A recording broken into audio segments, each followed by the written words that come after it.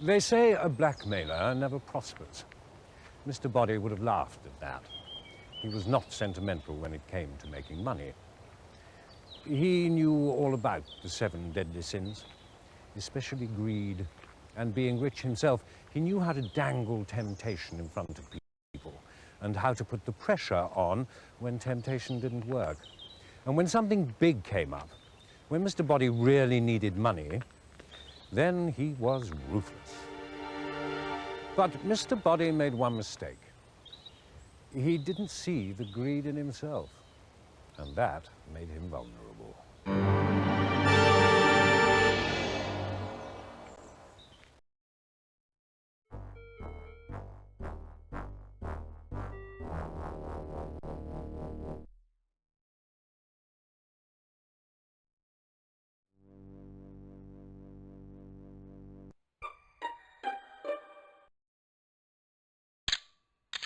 A bullet embedded in the wall.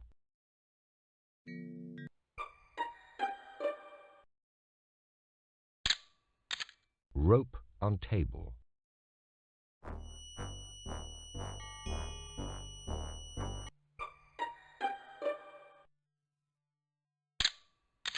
A light bulb. Fingerprints, Mr. Green.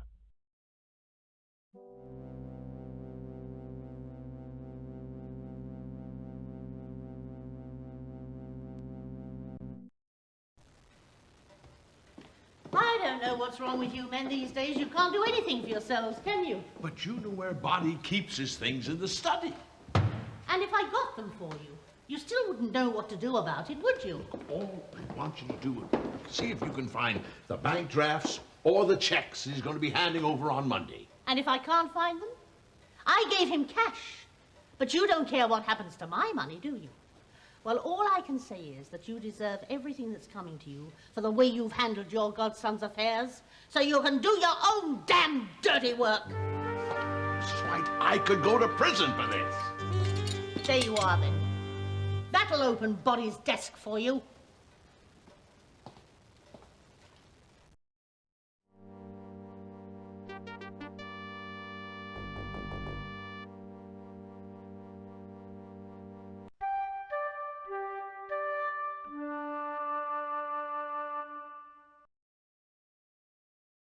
Yes, I know there's one in the hall cupboard. I know because I gave it to Professor Plum when I was out there with him. I was teasing him about what he could do with it. Mind you, I left him with it, so I don't know what happened to it after that. I keep some rope in the kitchen, just in case, you know. When Mr. Green came in, he was fiddling about with it. Nerves, I think. But it nearly did for me later. Somebody had tied it across the stairs. It was probably meant for Boddy. I asked the Colonel to cut it down for me, and I left it on the hall table. I don't know who killed Boddy, but I suspect that there was more than one attempt. I nearly came a cropper myself, with what was probably a trap laid for Boddy.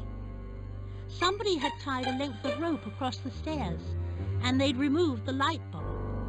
I've no idea who it was. I do think you should have a word with Mrs. Peacock, though. Not that I think she tied the rope, but I was just on my way past the study when I heard a ping. You know, the sound a telephone makes when it is being replaced. Well, the room was in darkness, so I waited to see who came out. It was Mrs. Peacock. She'd been eavesdropping.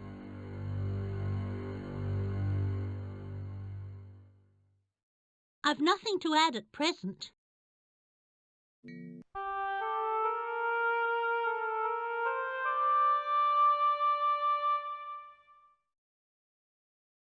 Rope? Presumably you mean the sort that you hang yourself with. No, I haven't seen a rope. Things might have been bad, but not quite that bad. I'm sorry. I remember seeing the Colonel using one on his motor car a few weeks ago, so there must be one about the place. I haven't seen it since then. I always felt that I knew Mr. Boddy rather well, but apparently I was wrong. I listened in to a telephone conversation between Boddy and one of his associates on the extension in the study, and I found out exactly what he was up to. I also knew that Boddy was getting Colonel Mustard involved in some way, and I wanted to do what I could to help. The Colonel hinted at something in the lounge earlier. I thought Miss Scarlett, Boddy's niece, might be able to help. But when I mentioned the Colonel, she practically became hysterical. She even threw a very heavy and valuable object at me. Unfortunately, I had the dubious pleasure of her company in the conservatory later. We were together when we heard about Boddy.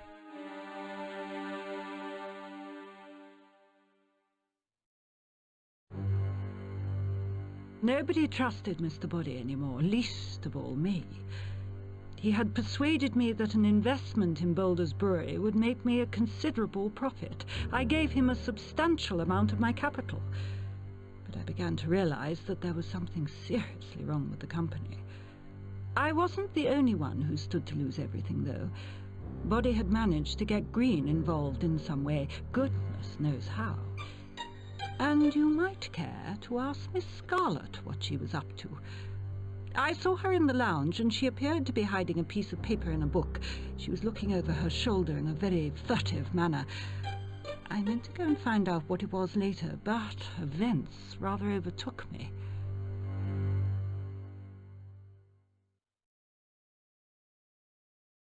I've nothing to add at present.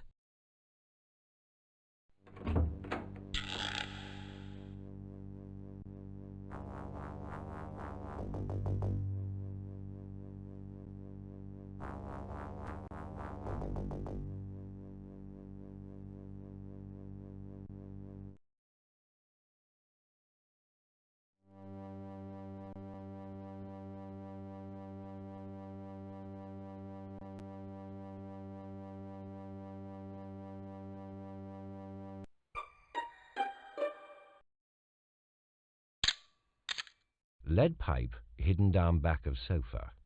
Fingerprints, Mrs. White. Traces of blood. Blood unidentifiable.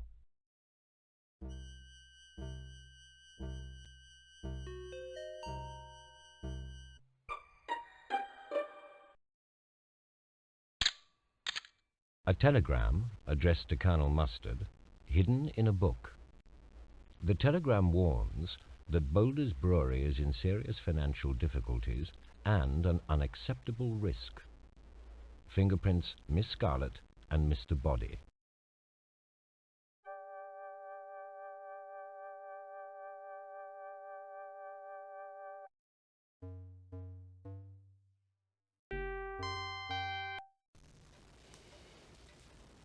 I can't tell you any more.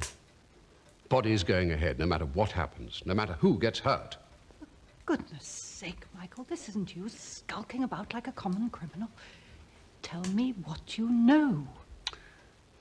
Pull out of the brewery deal now. I know it's going to fail, and so does Boddy. But you already have my banker's draft. Are you mixed up with him in this? Is that how you know? No, I'm not. But I've been warned, and I'm waiting for confirmation.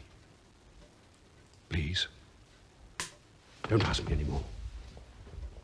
He's blackmailing you, isn't he? That's why you can't talk. If Boddy goes ahead with the investment, you will lose your money. All of it. But I have far, far more to lose, believe me.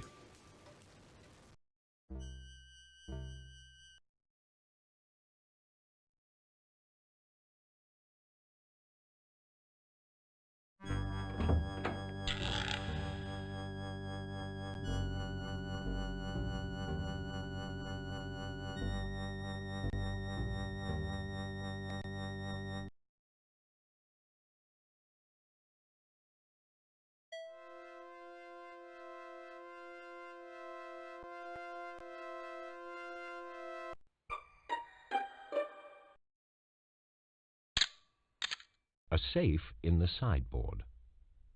Checks and drafts in the safe, including those from Professor Plum and Mrs. Peacock.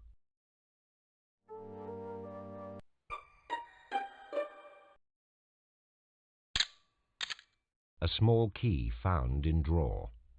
Fingerprints Mrs. White.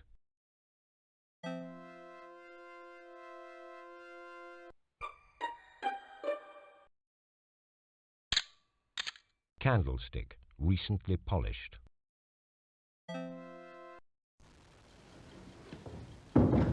Thank you for seeing me. I'll be brief.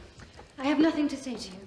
I can assure you the feeling is mutual. However, other people are involved. They certainly are. Please, listen to me.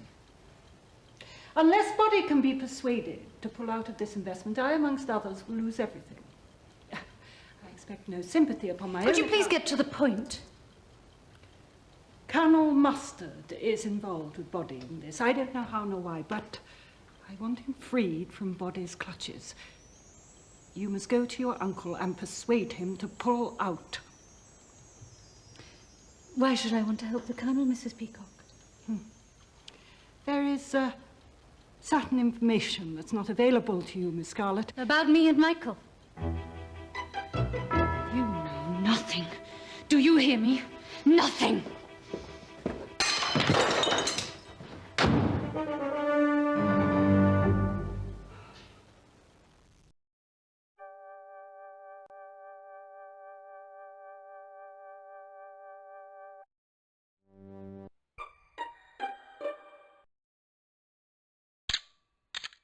A smashed plate.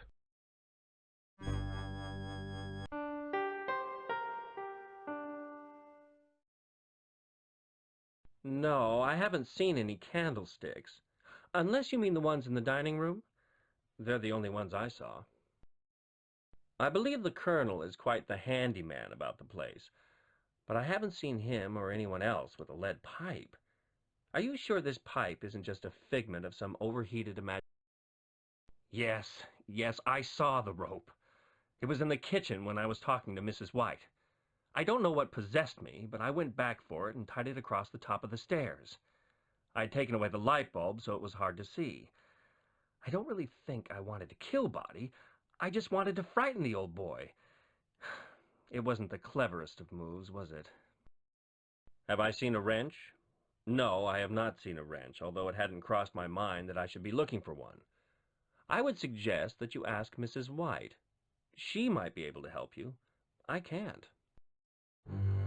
I had better tell you now that I was being blackmailed. Boddy knew the one thing about me which I would do just about anything to keep secret. I was convicted of embezzlement some years ago, and somehow Boddy had found out. He said that unless I helped him to convince the others to invest in Boulders, he would tell them everything. I did consider killing him myself. He certainly deserved it. But I am in the clear. You see, I was in the dining room with the professor and Mrs. White when somebody killed Mr. Boddy. Ask them. They'll confirm it.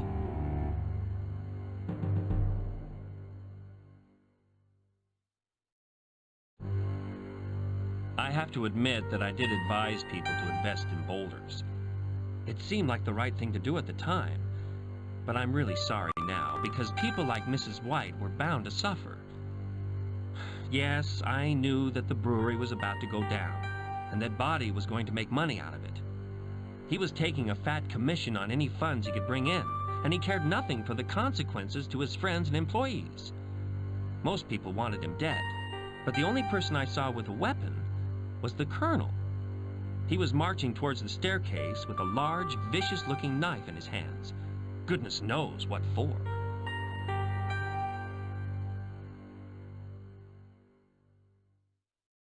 I've nothing to add at present.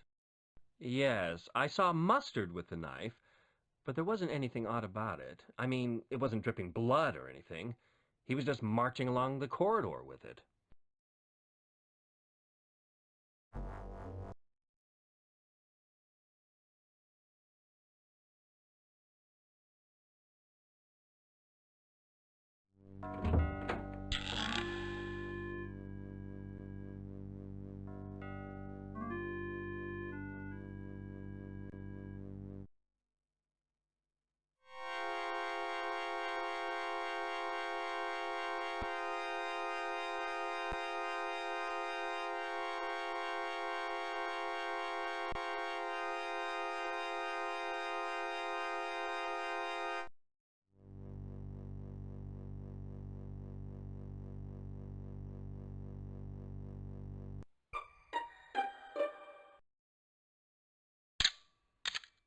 There is nothing of interest here.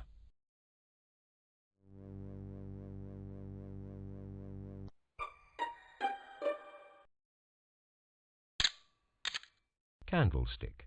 Damaged. Fingerprints Mrs. Peacock, Miss Scarlett, and Mrs. White.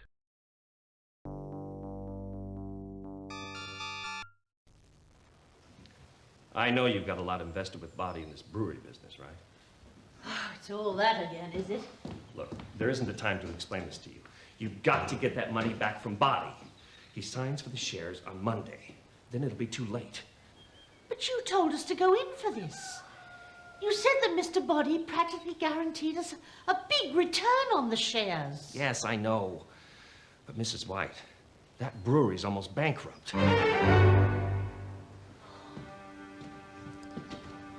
Boddy's not even investing in it himself. All he's doing is collecting a fat commission for the money he brings in. He can't lose. Did you know the brewery was in trouble when you told us? Yes, I did. I shouldn't be telling you this, but I'm sorry.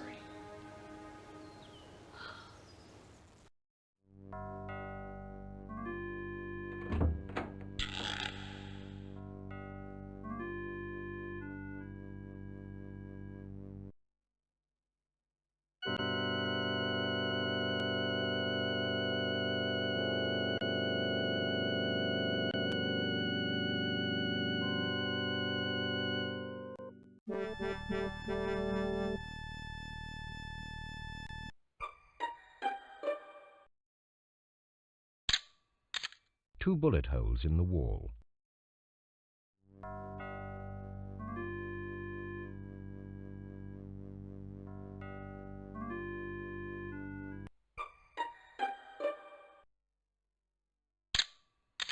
Wrench. Fingerprints Professor Plum and Mrs. White.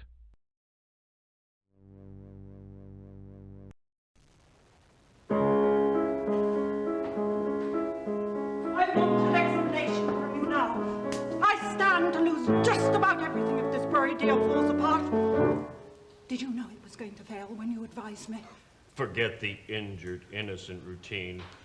You're as greedy as the rest of them. And now you're squealing like a stuck pig because you think you're going to lose your precious investment. You're in this with Boddy, aren't you? It's a bit late to start asking questions now, isn't it, Mrs. Peacock? I trusted you. Some people only learn the hard way.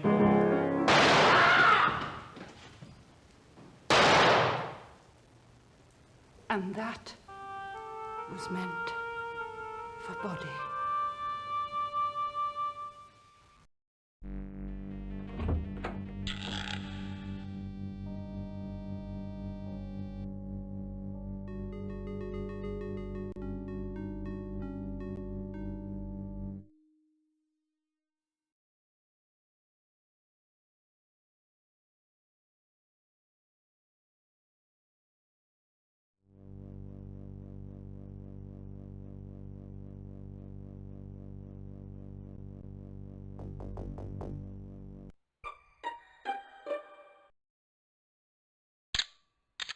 A drawer forced.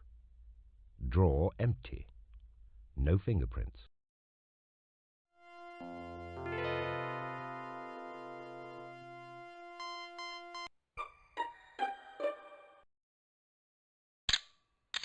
A stain. Tests show it to be water.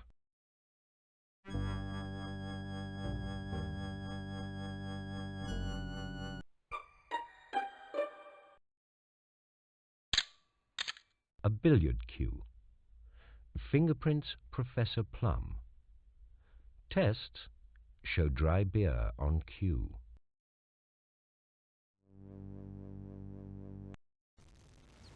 I'm sorry. None of this would have happened if I hadn't behaved like a complete fool. How can you be so arrogant? Don't you think I have any say in my own affairs? That I might actually have decided to get involved with you? It was all a mistake.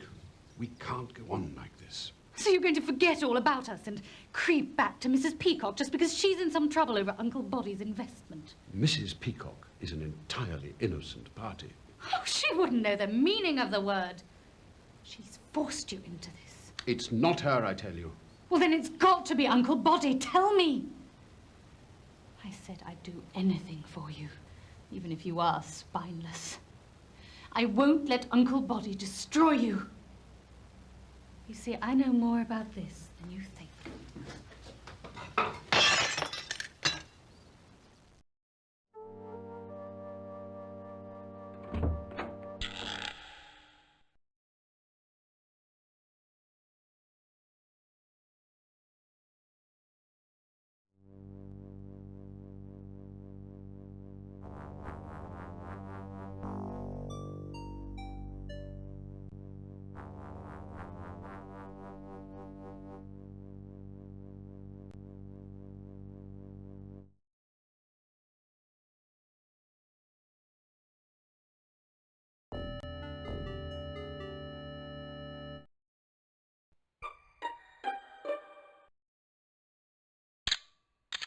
Knife.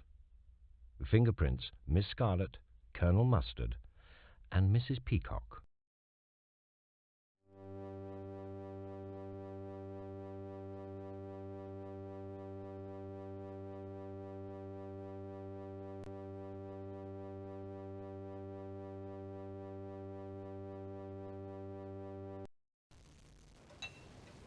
Try some of this Boulder's, Plum.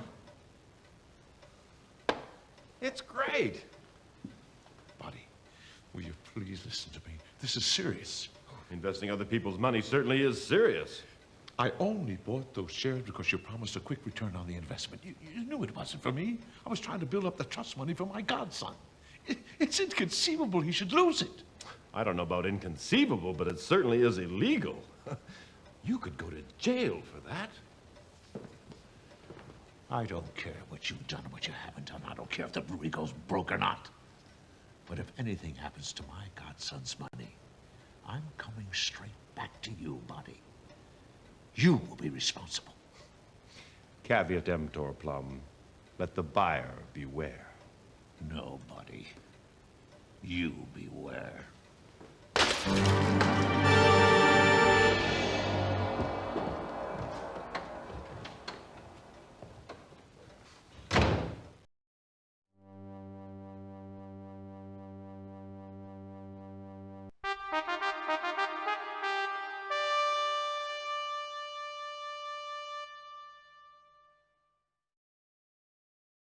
Wrench? No, I haven't seen one. Well, not today, anyway. I do remember seeing one not so long ago. Oh, no, I think it was last weekend. No, I'm sorry, I can't help you. The knife? Oh, I used it to cut the rope that some clown had tied across the top of the stairs. It nearly killed Mrs. White. The rope, I mean. I went down to get a knife, and I met Miss Scarlett coming along the corridor with one. Well, I assumed that she'd heard me and was bringing one up to us. I left the thing in the billiard room when I'd finished with it. No, I haven't seen any gun. You mean Boddy's gun? His revolver? No, I haven't seen it since last weekend. We got in a spot of target practice, and I haven't seen it since then, though. No reason to. No, afraid not. Absolutely no recollection of a candlestick at all. Can't help you. Sorry. I believe I might have seen some such thing in the hall cupboard last weekend. I was looking for a screwdriver. Well, can't be certain that's what it was, but it did look like a piece of pipe. Haven't seen it since, though. Well, there was this commotion upstairs, and when I went to see what the matter was, Mrs. White showed me the rope tied across the top of the stairs. Well, deuced dangerous it was. Could easily have killed her. I went down and got a knife from Miss Scarlett, and then I cut the rope for Mrs. White, and she took it away. On the whole, I think I would find it difficult to suggest who might have murdered Boddy, but there was certainly a great deal of peculiar behaviour. Are you aware that somebody tied a rope across the top of the stairs? Mrs. White nearly fell over it. She could have been killed. I was called upon to cut it down for her, but even she had been behaving in a very odd manner in the dining room earlier. She was staring at that big cupboard and was clutching something in her hand as if her life depended upon it. Seemed like she was trying to make a decision. But I beat a hasty retreat. Wouldn't do to be caught snooping.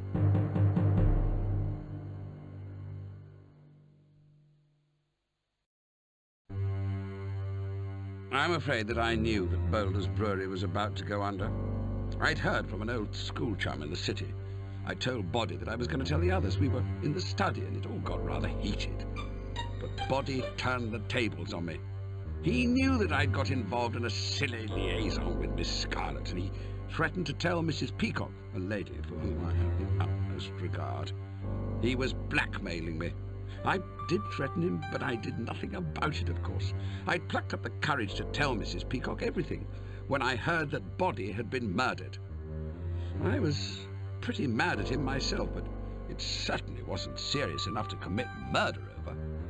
I think the good professor could well be your man. Now, I understand he'd got himself into a fine old mess over this Boulder's business.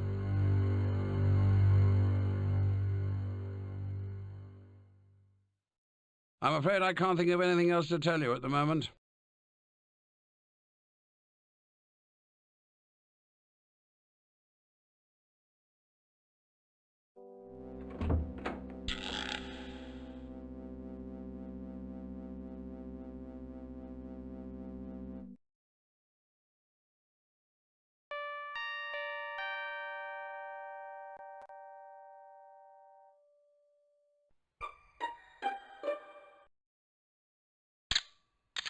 Mr. Boddy's pen on the floor, beside an open book.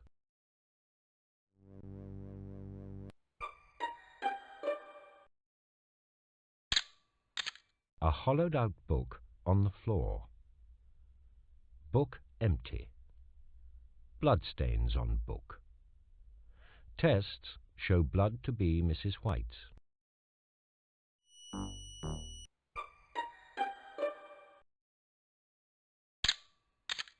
Gun. Appears to have been fired 4 times. Fingerprints, Mrs. Peacock, Mrs. White, and Colonel Mustard.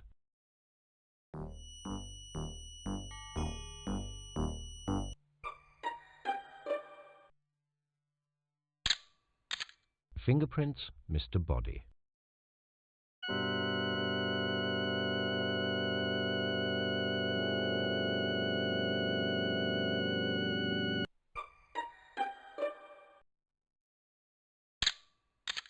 Glass smashed.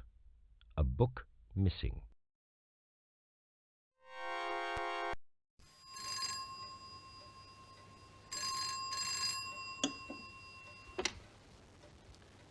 Boddy. It's Jack.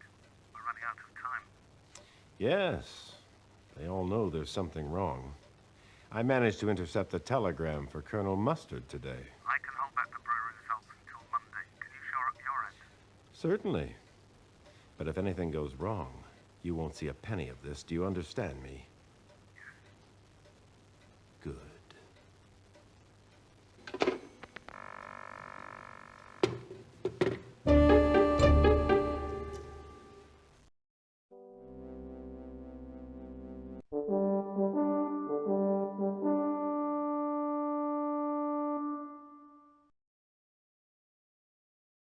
Look, I really do think this is a bit much.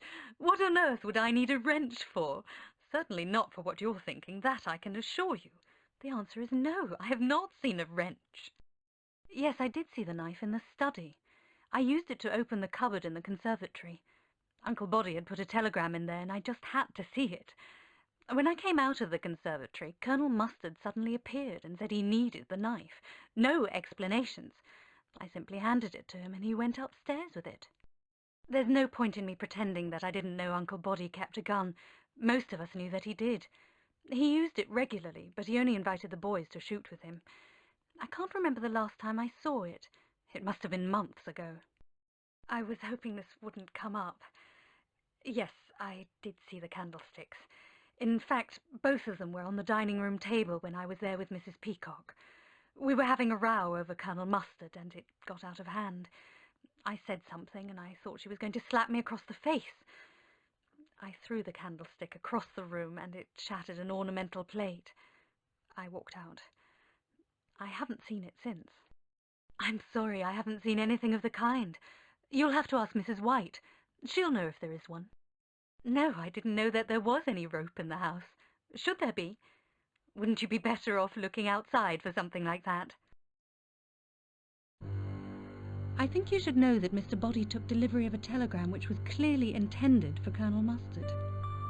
I watched him hide the telegram in a locked drawer in the conservatory, so I waited until he'd gone, then I prized the drawer open and took the telegram. It was absolute dynamite. I intended to show the telegram to the Colonel, but I never got the chance. It's probably still where I hid it, in the ornamental cabinet in the lounge. But the Colonel knew something was going on. I heard him threatening Boddy in the study, but Boddy was far too cool for the Colonel. He threatened to reveal the Colonel's most closely guarded secret. It was definitely blackmail, but you really ought to ask the Colonel about that.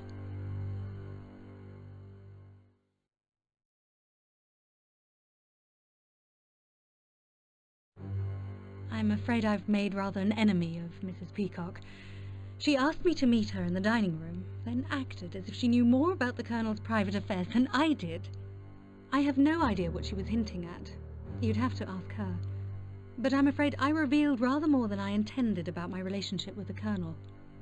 I completely lost my temper. I would like to think that Mrs. Peacock killed Uncle Boddy, but I have to admit that she was with me in the conservatory at the time of the murder. So you see, we're both in the clear.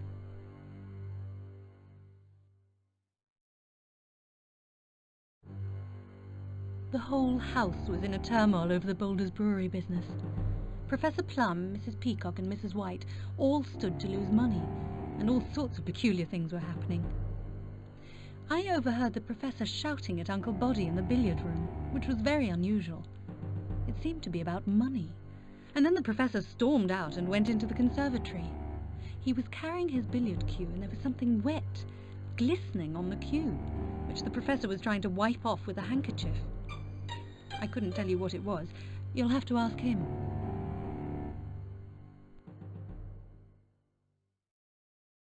I've told you everything I know.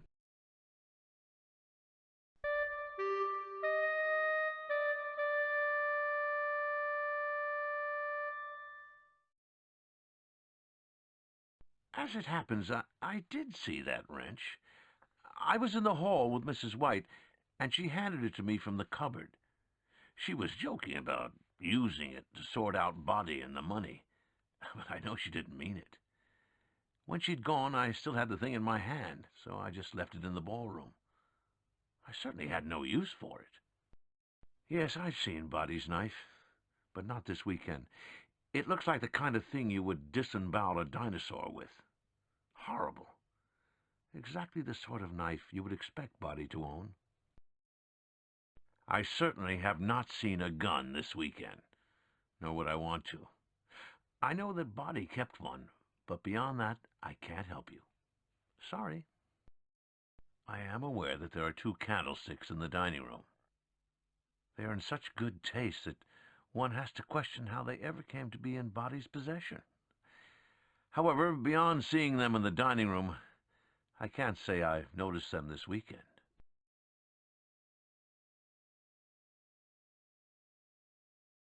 A lead pipe? Whatever next? A blunderbuss? A mace? Don't our murderers have any finesse nowadays? I'm sorry, but I find it hard to take the idea seriously. I have not seen this lead pipe. No. Yes, I did see a rope, and I saw who was carrying it. Mr. Green was sneaking upstairs with it. I've no idea what for. You may already be aware of the fact that I threatened Boddy earlier in the billiard room. I behaved very badly. I smashed some of the famous Boulder's beer bottles with a billiard cue. Beer and glass everywhere. As usual, Boddy was not remotely perturbed by any of it.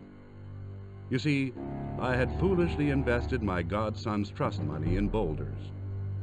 I was hoping that I could increase the value of the fund, and yes, that there might be a little over. But, as the trustee, this was obviously something I should not have done. However, much as I threatened Boddy, I can prove my innocence. Ask Green and Mrs. White. We were all in the dining room at the time he was murdered.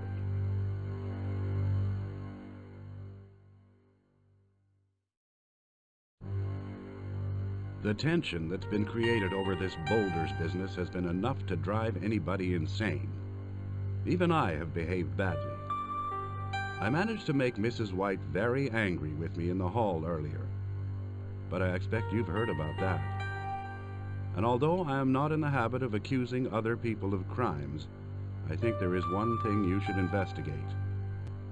I suggest you find out what Mr. Green was doing heading upstairs with a length of rope. He was trying to be as quiet as he could, but those stairs do creak. A word with the Colonel wouldn't go amiss either. He seems to spend half of his time in quiet corners with Miss Scarlett, and the other half with Mrs. Peacock, but never together. He seems to have got himself into a dreadful mess.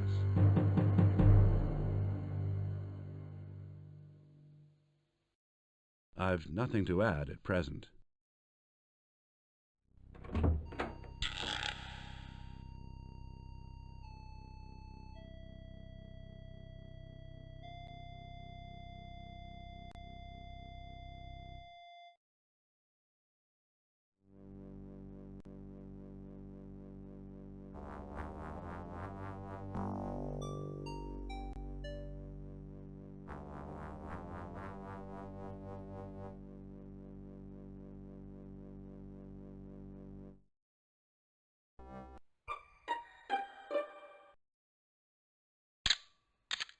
Fingerprints Mrs. Peacock and Mr. Boddy.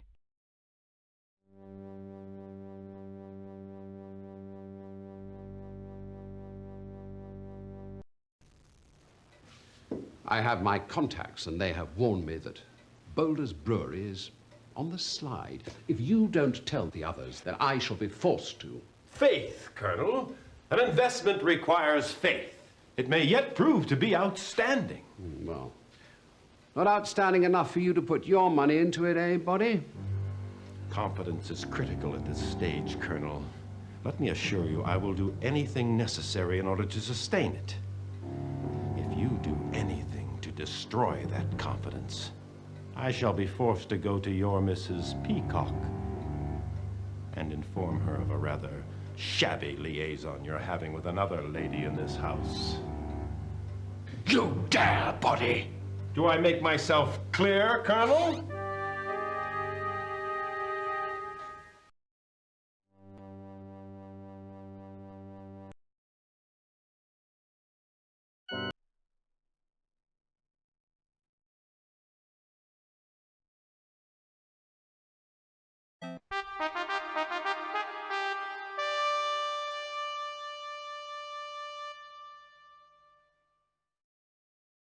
I'm sure I'll remember other interesting facts, but I've nothing to add right now.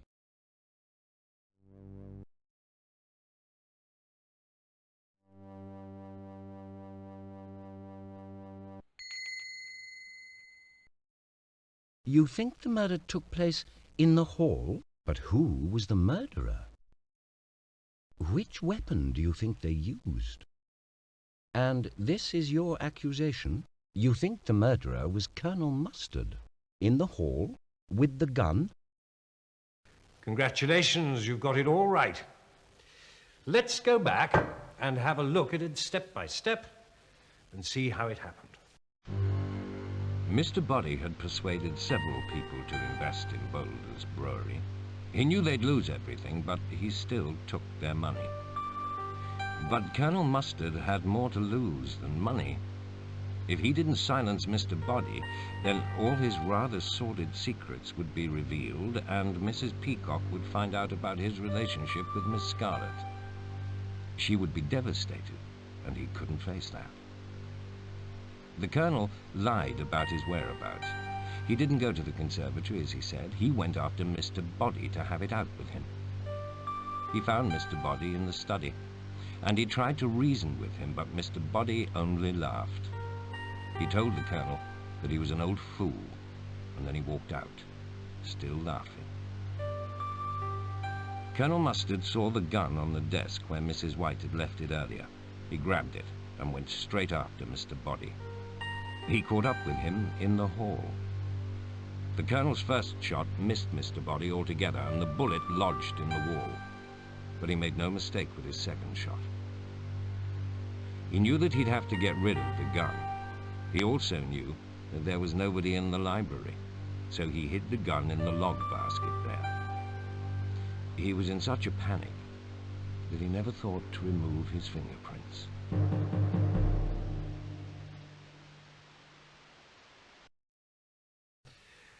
And that is how Mr. Boddy met his end. Why not come back and try to solve the next murder mystery at Arlington Hall?